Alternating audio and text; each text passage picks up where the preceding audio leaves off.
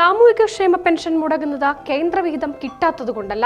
കേരളം കേന്ദ്രത്തോട് ആവശ്യപ്പെട്ടത് 521.95 കോടി രൂപയാണ്. കേന്ദ്രം നൽകിയതാകട്ടെ 602.14 കോടി രൂപ. ചോദിച്ചതിലും അധികം കുടിശ്ശിക സഹിതം കേന്ദ്രം കേരളത്തിന് നൽകിക്കഴിഞ്ഞു. മാത്രമല്ല, സംസ്ഥാനം കടുത്ത സാമ്പത്തിക പ്രതിസന്ധിയിൽ നിൽക്കുമ്പോഴും രണ്ടാം ഘട്ട ക്ഷേമ പെൻഷന് വേണ്ടിയുള്ള അപേക്ഷ ഇതുവരെ കേരളം നൽകിയിട്ടുമില്ല. ഈ കിട്ടിയ തുകയൊക്കെ കേരളം എന്തു ചെയ്തു? ഇതിനൊക്കെ ഉത്തരം പറയേണ്ടത് ധനമന്ത്രി ബാലഗോപാൽ തന്നെയാണ്. വിധവാ പെൻഷൻ, വാർദ്ധക്യ പെൻഷൻ, വികലാംഗ പെൻഷൻ ഇതൊക്കെ വാങ്ങി സുഖിക്കുകയല്ല ഇവരാരും ചെയ്യാറുള്ളത്. അവരോടെങ്കിലും അല്പം കരുണ കാണിക്കൂ പിണറായി സർക്കാരെ.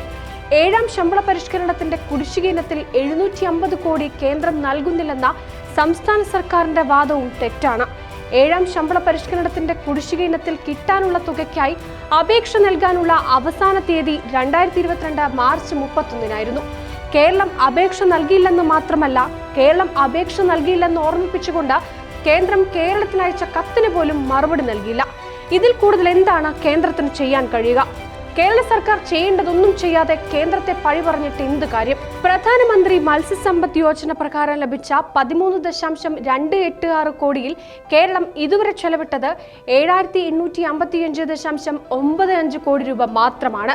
ബാക്കി തുക എന്തു ചെയ്തു? ആരൊക്കെ പോക്കറ്റിലാക്കി? ഇതും കൂടി അറിയേണ്ടിയിരിക്കുന്നു. തദ്ദേശ സ്ഥാപനങ്ങൾ വഴി നൽകുന്ന ഹെൽത്ത് ഗ്രാന്റ് ഇനത്തിൽ 2022 മുതൽ 2023 വരെ 421.81 കോടി നൽകി കഴിഞ്ഞു. ഇനിയും പറയരുത് കേന്ദ്രമൊന്നും നൽകിയില്ലെന്ന്. സിഡ് ന്യൂസ്, കോഴിക്കോട്.